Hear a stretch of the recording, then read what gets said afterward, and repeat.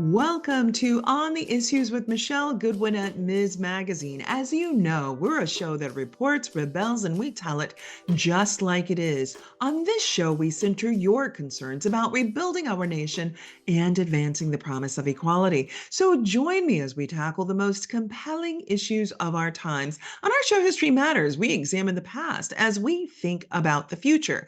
And in this episode, we are continuing our countdown to the election.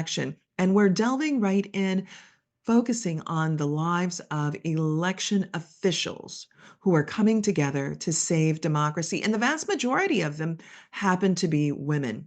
Election administration continues to be one of the most compelling, challenging, and sadly, even dangerous jobs in the US government. A recent survey by the Brennan Center revealed that over one-third of election officials have experienced threats, harassment, or abuse just for doing their jobs. And in the face of these fundamental challenges to our democracy and an environment that has increasingly been characterized by political polarization, how can we protect our elections and support our election officials?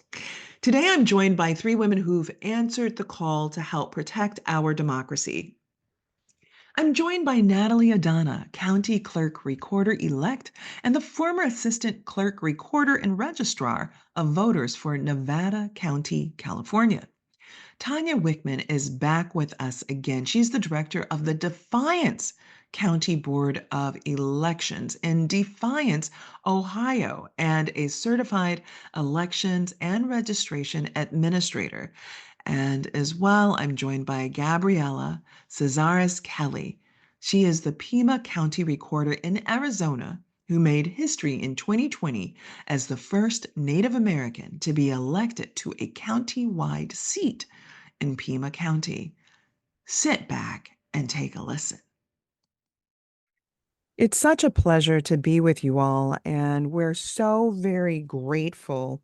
Natalie and Tonya, you've joined us before the 2022 election to talk about your experiences, including Natalie, your experience being assaulted while doing your job. As we approach the very high-profile, contentious presidential election, what has changed? And I'm wondering what you think remains the same. And so, Natalie, let me begin with you, and then I'm curious, Tonya, about what you've seen in the 2 years since we were last together. Sure. Thanks so much. Happy to be joining you again. And just, one modification on sort of what happened in our office in 2022. Actually, it was not me who was assaulted. It was a staff member of mine. And yeah, just wanted to make that clarification. That's right. That's right. But yeah, I mean, so most of what I have experienced has been, sort of verbal attacks and a lot of mis and disinformation around my role here. So, I think, the main thing that has changed since I last talked to you was it was not an election year for me. I won't be on the ballot again until 2026. Although, there are, a small but vocal group of people who continue to sort of misstate what my job is. I actually heard about another one from this morning. And, the focus on me, I continue to find strange, but, what is different this time around than the first time that we talked is, I and my staff are much more prepared for what's going to be coming ahead than we were in 2020 and in 2022.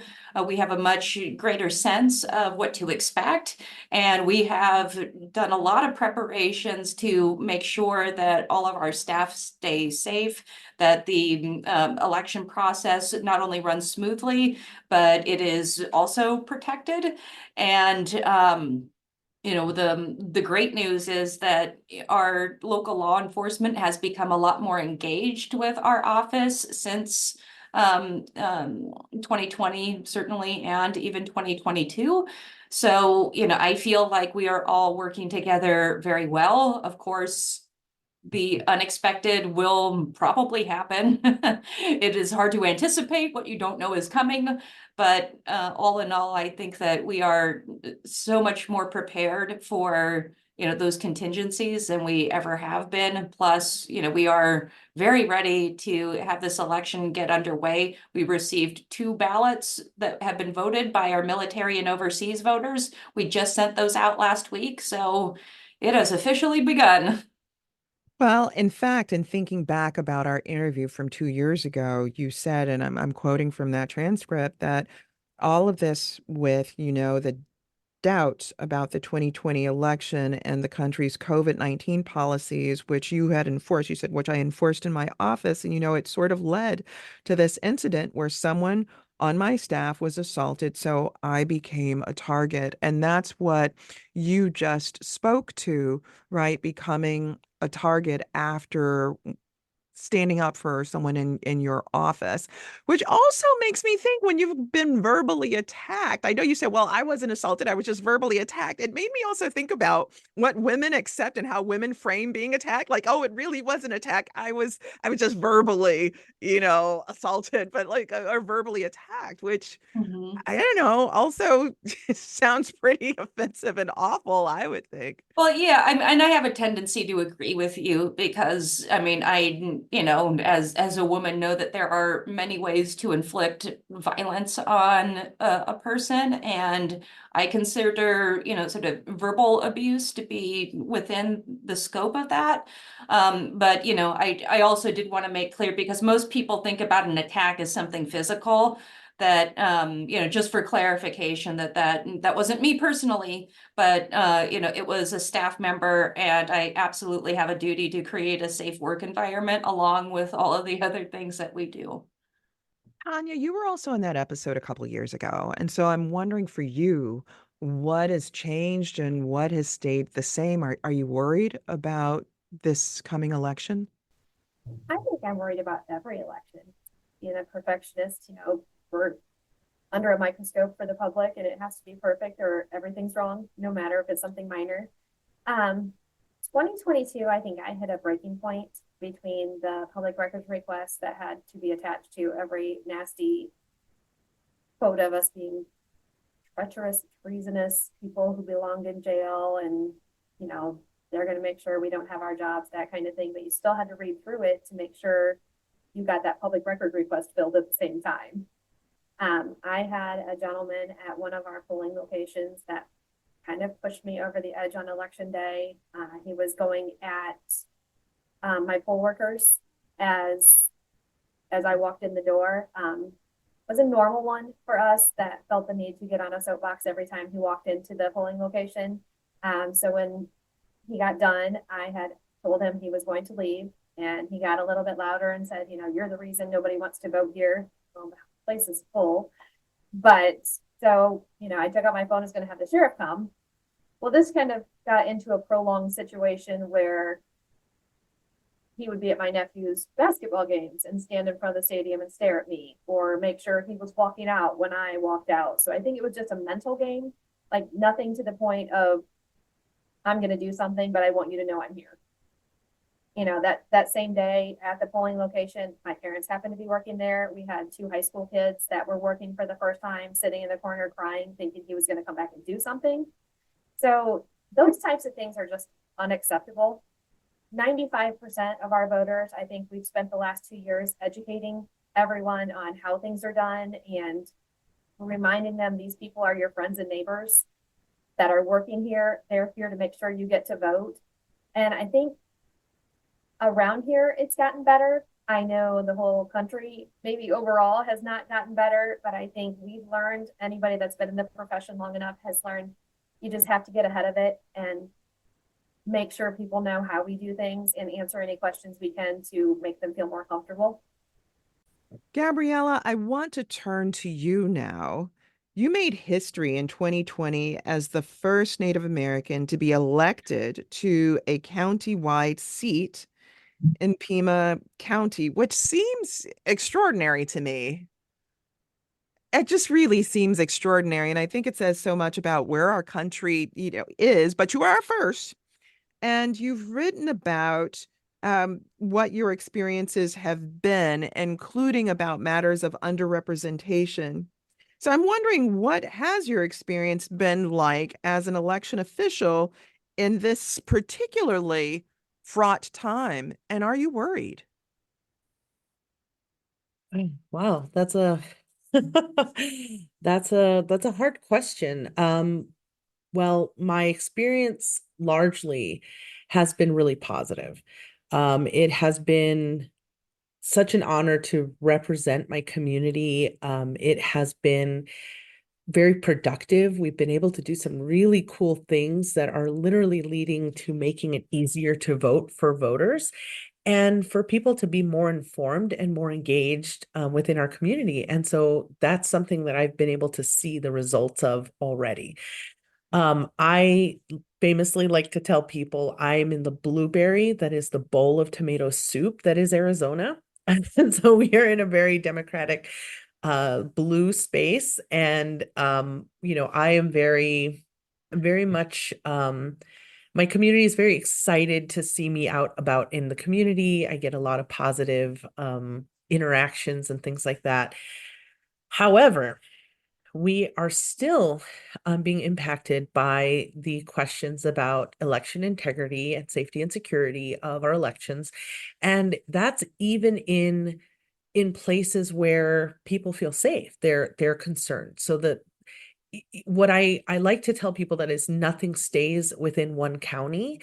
What happens in one county or in one state impacts what happens here in Pima County. And so we've seen angry phone calls are just like a norm now, where people come in hot on the phones, and our staff needs the racism that is coming through on the phones is unreal. We have actually had to write up protocols for what to do, for how to answer people, or at what point. Just last week we had an article come out because somebody had applied to work here and come for an interview, and they were here. It was very much clear that they were here to write an article and not really to apply for a job. But then they they turned that into this conspiracy theory. And part of what I had to do even today was check in with my staff and make sure that their well-being is okay. And on one hand, I'm seeing the really good and positive things that are coming, especially from me being one of the first Native Americans in a countywide space, to just be able to raise my hand and talk about things that other people have a hard time understanding, like tribal IDs or non-standard addresses, and being able to communicate that in a way that helps people understand. Like, that's And been how really do you positive. deal with that? So because you raised that, I'd love for us to turn to that, even though I've got another question. But Yeah. how do you deal with that, especially with this this kind of mythology that's been floating around, that there's been so much fraud in American elections, that the voter ID laws were so necessary because there were all these people that were voting in elections that shouldn't have been, and that these new efforts are not to suppress voting, but actually to legitimize voting and make it better. I openly call out the white supremacy that it's based out on. So I'm unapologetic about talking about the white supremacist, xenophobic motivations for putting those things in place, and I question them openly. But I always do communicate what the law is, and that this is how we work with this, with what we have at hand. And there's only so much that I will give attention to many of these things. One of the things that I'm recognizing and I'm telling other people is these conspiracy theories and election deniers, there's nothing that we're going to be able to provide them that's going to satiate them. Like, they're never going to be satisfied with our answers. And these are people who are literally on the same within the same community that doesn't believe in science. Like, they're not, there's a rejection of facts. And so when I'm choosing whether to respond or how to respond to certain things, unless I have a legal requirement to, or a responsibility for public records or that sort of thing, I am going through the logic and asking, is this worthy of taxpayer dollars' time? Is this something that do we need to create a document because we have so many people asking the same question and it adds value to the experience and, transparency of what we're doing? Or do we need to just simply focus on what is actually bringing value? So, listeners, this episode is part of our ongoing series leading up to the 2024 presidential elections. And joining me in this episode, once more, are two guests that were on with me a couple years ago. Both Tonya Wichman and also Natalie Adona. And Tonya, you're the director of the Defiance. I love that. Defiance County Board of Elections, and in Defiance, Ohio. I mean, that just sounds kind of like bold, right? And it is. And you have, certified elections, and you're, registration administrator. And I'm wondering, given that Ohio figures so centrally in American national elections, in the presidential election, have things been teed up in such a way there where you're worried about your safety and the safety of those who work with you? My daughter will tell you I have a really bad habit of not worrying about myself, but I worry about everybody else. I think the worst thing that could happen in an election is for someone to do something to somebody that worked for me, to make it hard on my poll workers at the poll stations that really don't get paid enough to be there. They're there out of a courtesy to make sure democracy goes on and give people their chance to vote. But I think even the slight comments of, well, are you going to shred this when I leave? Or were you going to stuff the ballot box? It doesn't matter if I vote anyway. Those kind of things are disheartening for somebody that's been there since 5:30 in the morning and, is going to be there all day until the end of the night and make sure everything's done right at the end of the day. I think people need to realize that nobody is out to get anybody that's working these elections. They aren't paid enough to go in there to do something wrong. They are really there as a courtesy. And instead of making the backhanded comments, just say thank you, vote your vote, make your voice heard, and move on. What's interesting is that the majority of those that protect and work our elections actually happen to be women. And that's very interesting to think about women as having been shut out of democracy. And yet the vast majority of those who've been handling our elections have been women, keeping them honorable, safe, and open for Americans to be able to vote. That said, I'll just read off some points that have come through Brennan Center, New York Times, gender gap polling. Local election officials have taken important steps since 2020 to improve election security, given threats that took place in 2020, including 92% have had to take critical steps to increase election security for voters, election workers, and election infrastructure since 2020. And this has included cyber security protections and enhancing the physical security of election offices and polling places.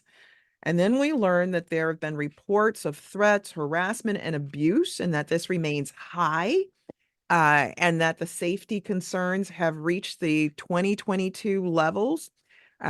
Here are a couple stats. 38% of local election officials report experiencing threats, harassment, or abuse. Safety concerns have reached or exceeded levels from the last federal election year. 54% are concerned about the safety of their colleagues and staff, and 28% are concerned about their family or loved ones being threatened or harassed. I'm wondering if any of you want to weigh in on that, because this is what the data is informing us. And Gabriella, you're nodding, so maybe I'll start with you and then turn it over to Natalie. Yeah, I think it's become very commonplace. And there are 15 counties in Arizona with 15 county recorders and 15 elections directors, and half of our colleagues throughout the state have retired or resigned. Some of them stating harassment, especially in our really red counties, is it's usually their parties that are the ones who are really making it inhospitable for them. And so we've seen a terrible amount of turnover. I've been in office since 2021, and I'm now one of the more senior recorders in the state, which for us as recorders, that is a tremendous loss in institutional knowledge. There are things that come up only, every presidential year that, we need to know about. And if we're having that much turnover, it impacts the whole state. It's a very big problem.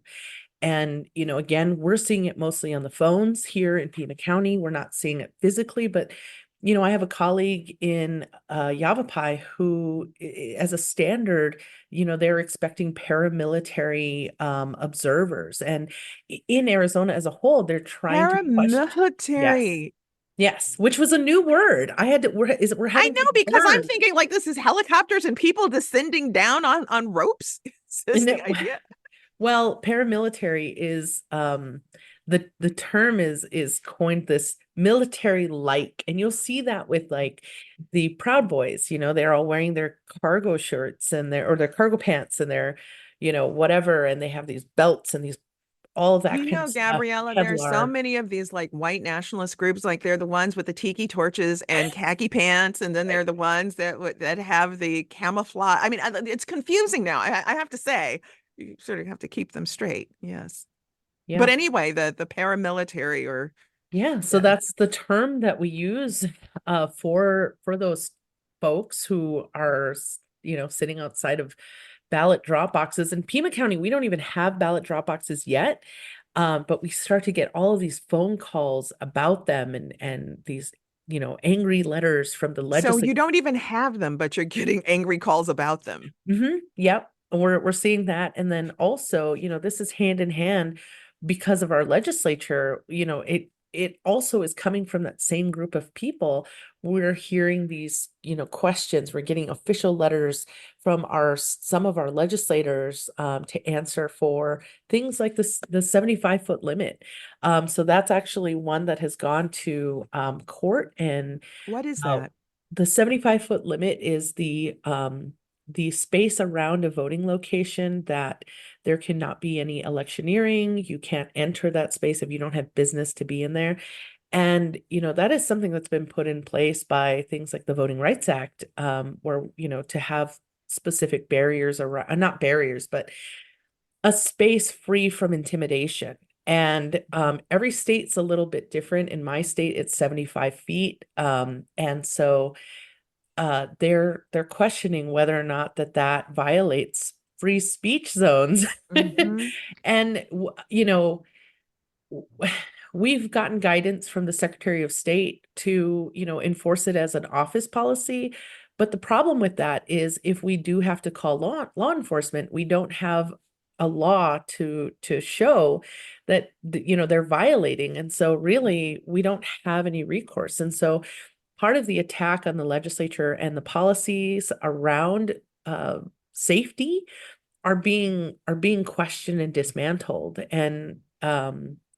And that's really concerning Sure. for the long term, because if we don't have the something like a 75-foot limit, that was put in place because the KKK used to stand outside of polling locations and intimidate people from entering. Like that has a really historical uh Sure. And some would say what's old is new again. And so, mhm. Natalie and Tonya, I want to turn to you quickly about um, 62% of local election officials are worried about political leaders engaging in efforts to interfere with the elections. We just heard from Gabriella about the people who are angrily calling, claiming, making false claims about ballot boxes and whatnot that don't even exist in her county. But other data shows that there's worry about the politicians themselves somehow interfering in ways that would undermine the election. Are you worried about that, Natalie? And if so, how are you going to address that? You too, Tonya. Here in California, not so much. I think some of what Gabriella was saying, really reflects some of the, sort of intensity of, sort of these issues that we're talking about, because, Arizona is a swing state. California is not. Not to say that we don't, sort of experience some of the same issues that, our, peers in other states are experiencing. It's just, it is not as amplified here in California, but I mean, we do have some serious issues going on. So, we've had significant turnover here in this state too of the chief elections official. Some of that was just sort of natural retirement age. People were sort of ready to retire anyway. But, we had a good chunk of registrars or voters who said, hey, this is way too much. I did not sign up for this. I'm worried about my family. I'm worried about, my own personal safety. I'm out, and they retired probably a little bit earlier than they would have. The election rules have also become far more complex than they were 20 years ago. And so the demands on the sort of level of knowledge and skills that the election officials have to have has changed maybe since they first started.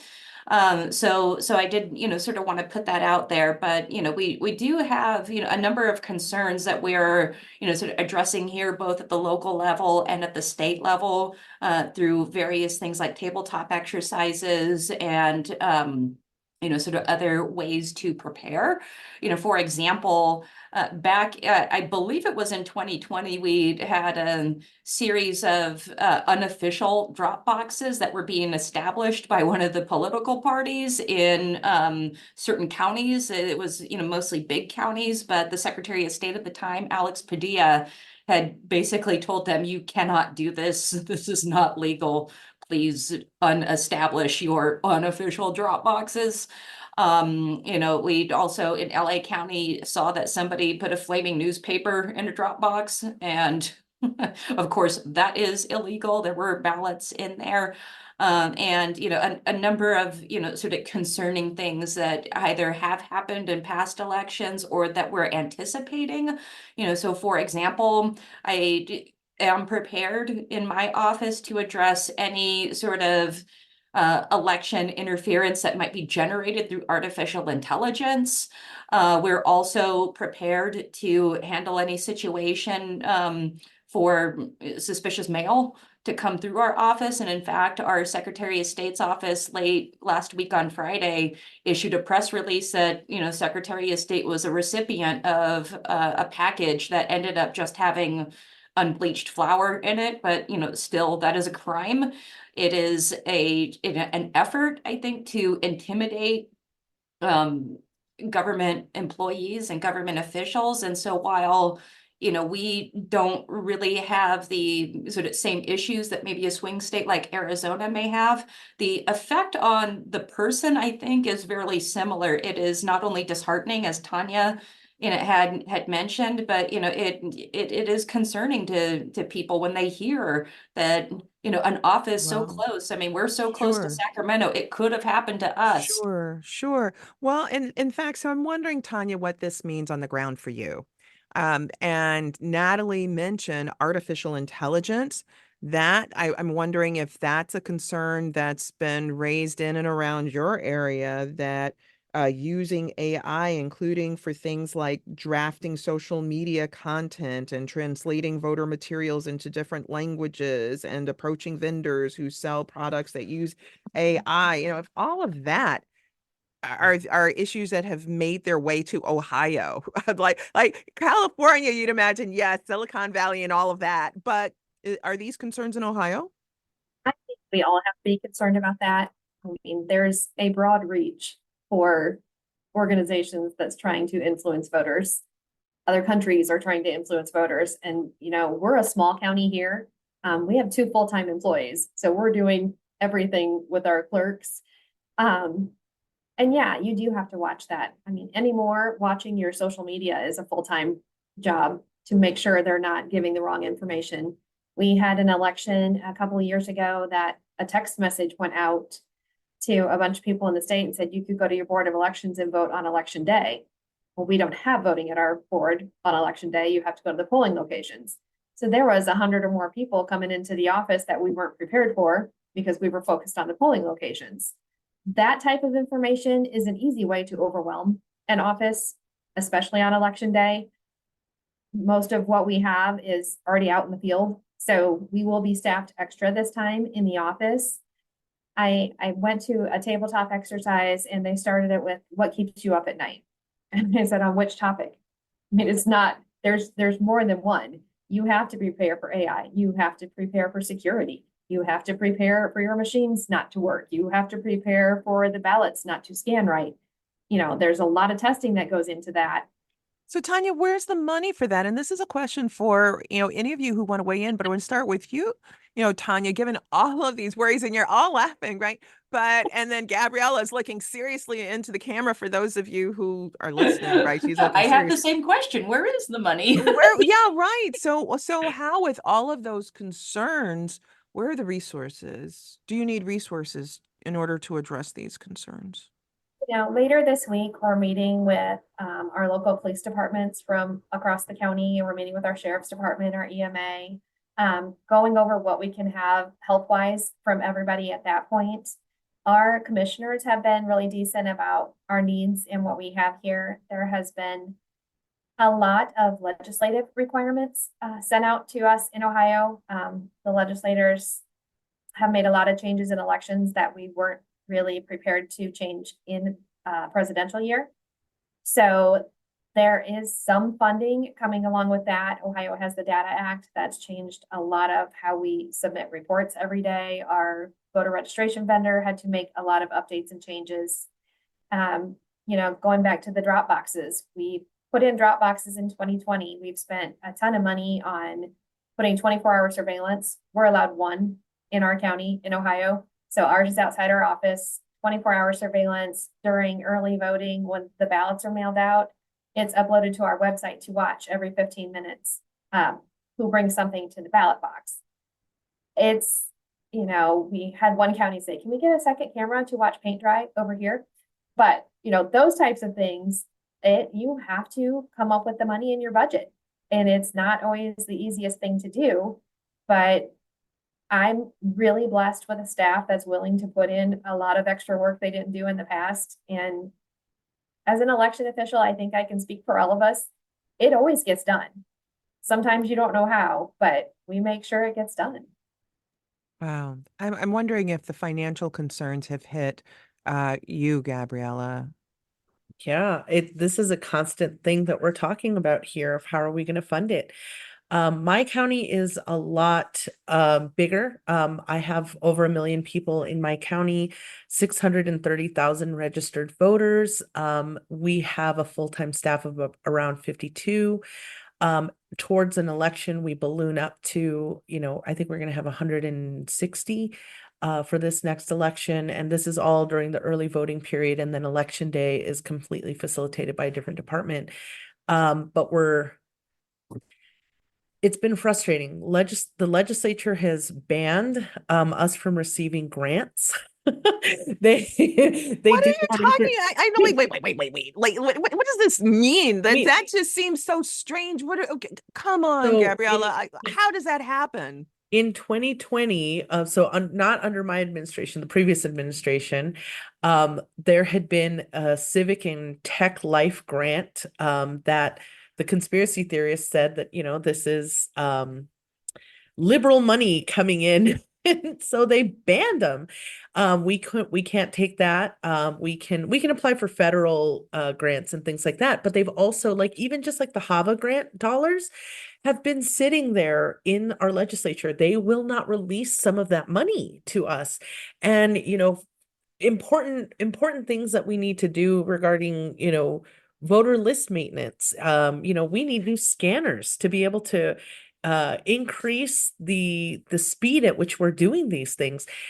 People are clamoring for, cleaning up the voter rolls and literally will not give us the money to do that.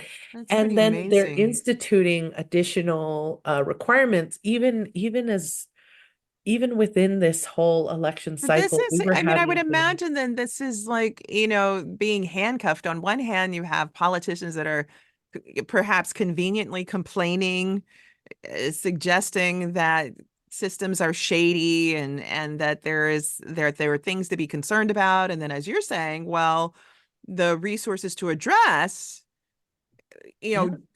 democracy, making sure that people can vote, that it's clear, expedient, that there's like money that's not coming in, and where there are opportunities for resources, it's not being invested, that you can't move forward.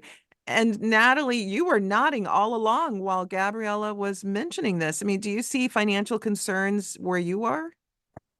Yeah, absolutely. I mean, there's a lot of dynamics going on when you talk about election funding, and Gabriella definitely touched on quite a few of them. As I mean, there could be state and federal grants that are available, but sometimes there are processes that are included that make the money really hard to distribute to the county level, or to the township level if you're in one of those states. So you do have some monies that were first distributed when the Help America Vote Act was, sort of first came into law in 2002.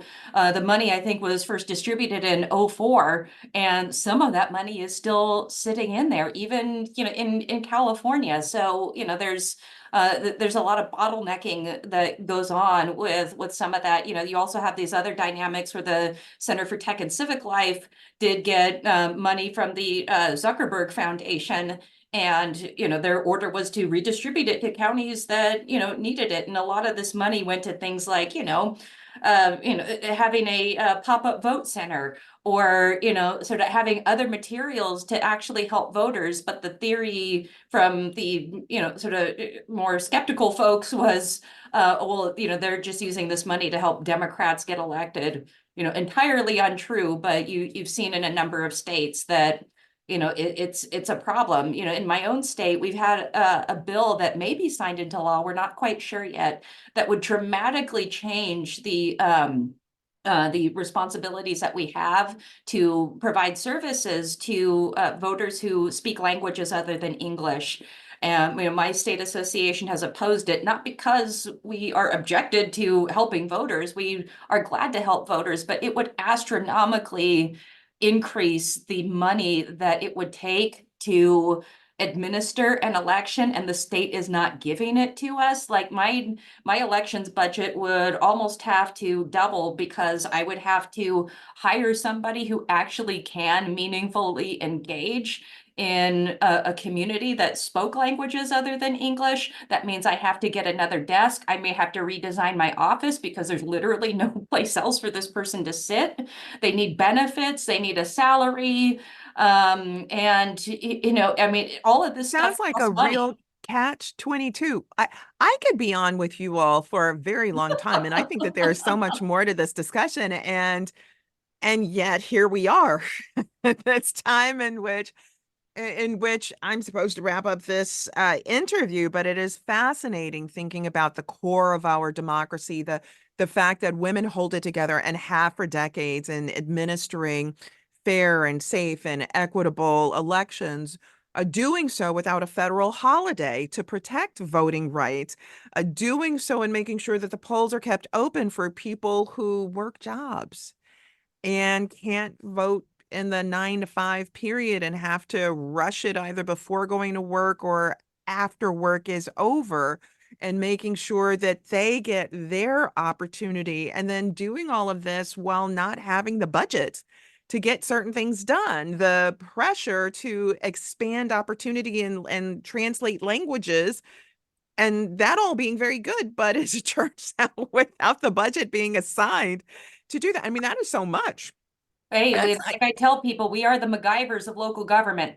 It's amazing. I'm wondering about the therapy that's needed after that after elections, given all of that you have to manage, whether it's in a smaller county or district, or whether you're having to manage more than 1 million people being able to get access to the ballot. So one of the things that we do in each episode is we ask about a silver lining, and increasingly, I feel kind of guilty sometimes asking about a silver lining in the wake of some of what we've discussed. But I do think that it's important to keep a nod towards what is hopeful. And I'm just so grateful to each of you, because you all are the epitome of what is hopeful in our democracy. And so as we close out, I'm going to start with you, Gabriella, then go to Tonya, and then end with Natalie. What do you see as a silver lining in this coming election and the work that you do? The silver lining is that people are very engaged, and people are understanding that their voting rights are precious.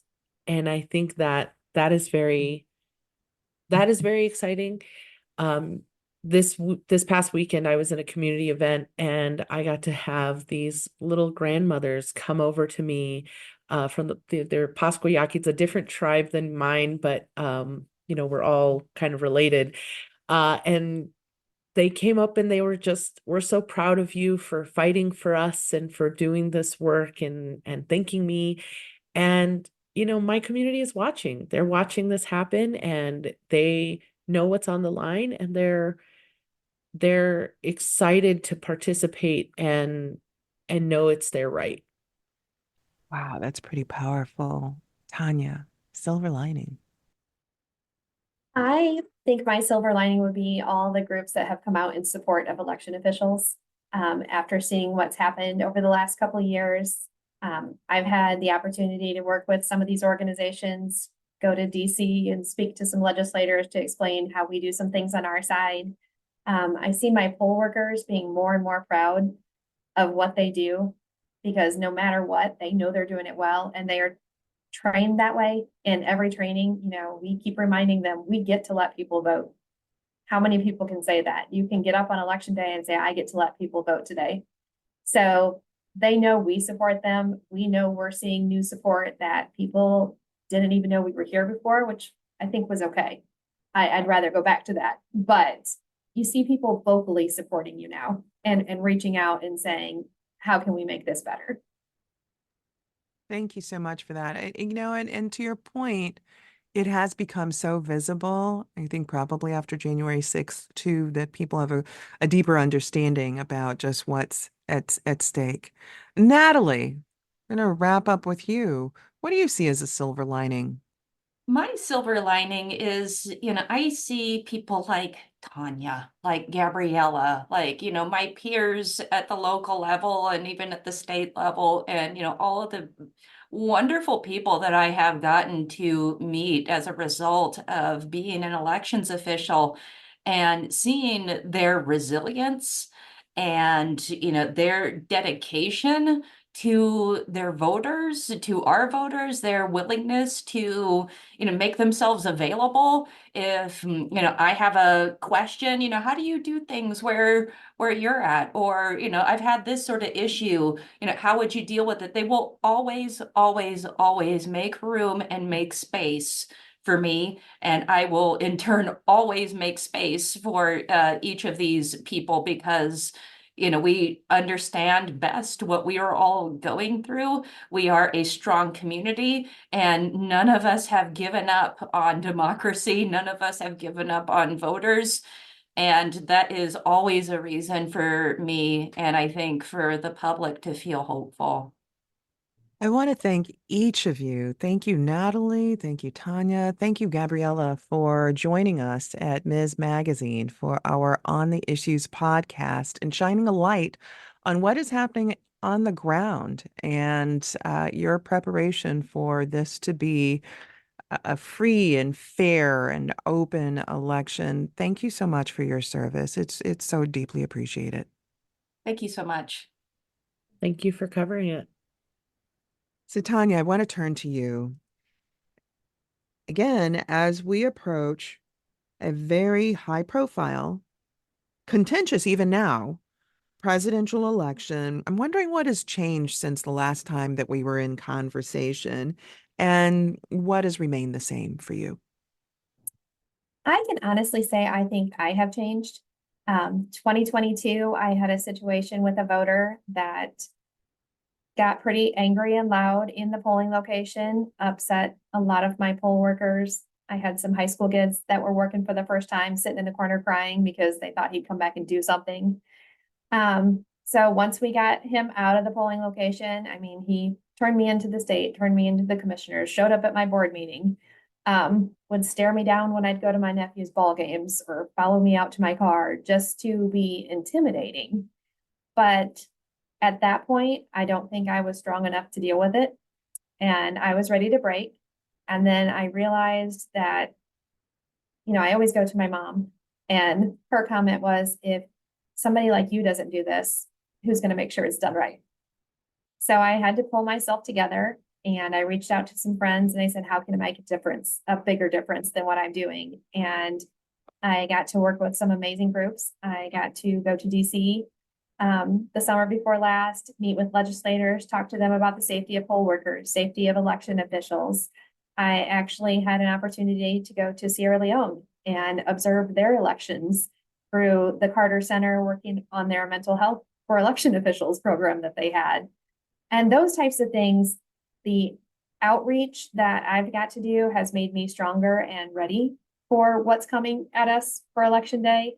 But I think you can never be too prepared to make sure your poll workers are safe, your staff is safe. And I think that's probably my biggest worry, is making sure I do everything I can to make sure nobody gets hurt, nobody gets belittled or berated, that type of thing. 95% of our voters, I think, come in, they say thank you, they go about their day. That's just that 5% that's really loud and negative, that will make derogatory comments like, well, I know your stuff in the ballot box, or this doesn't count anyway because you rigged the election. Those types of things are really disheartening.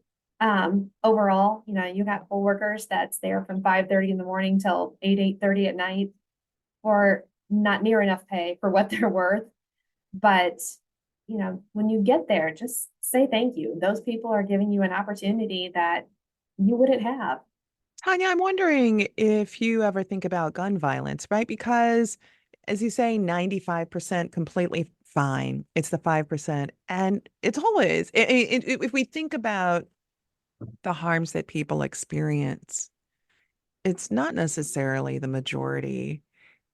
It's those random ones. And you just talked about being stalked and being harassed. And as you've shared, that was really, it took a toll, and you're managing through it, right? You're doing this work. Your mom has said, who better than you? But does it still make you worry? It always makes me worry. I mean, I'm a mom, I'm a grandma. You always worry about something when you go away with your family. I don't share like my family on social media, that type of thing. I'm quite cautious about how much I share about that. But I think I've had to get to the point where I realize there's some things I just can't control, and we're going to prepare as much as we can to make sure we do everything we can. Guests and listeners, that's it for today's episode of On the Issues with Michelle Goodwin at Ms. Magazine. I want to thank each of you for tuning in for the full story and engaging with us. We hope you'll join us again for our next episode, where we'll be reporting, rebelling, and telling it just like it is. For more information about what we discussed today, head to MsMagazine.com and be sure to subscribe. And if you believe, as we do, that women's voices matter, that equality for all persons cannot be delayed, and that rebuilding America and being unbought and unbossed and reclaiming our time are important, then be sure to rate, review, and subscribe to On the Issues with Michelle Goodwin at Ms. Magazine in Apple Podcasts, Spotify, iHeartRadio, Google Podcasts, Stitcher, wherever it is that you receive your podcast. We are ad-free and reader-supported. Help us reach new listeners by bringing this hard-hitting content in which you've come to expect and rely upon by subscribing, Let us know what you think about our show, and please support independent feminist media. Look for us at MsMagazine.com for new content and special episode updates. And if you want to reach us, please do so. Email us at ontheissues@MsMagazine.com. We do read our mail. This has been your host, Michelle Goodwin, reporting, rebelling, and telling it just like it is. On the Issues with Michelle Goodwin is a Ms. Magazine joint production. Michelle Goodwin and Kathy Spiller are our executive producers. Our producers for this episode are Roxy Zoll, Oliver Hogg, and also Allison Whelan. Our social media content producer is Sophia Panagrahi. The creative vision behind our work includes art and design by Brandy Phipps, editing by Natalie Holland, and music by Chris J. Lee.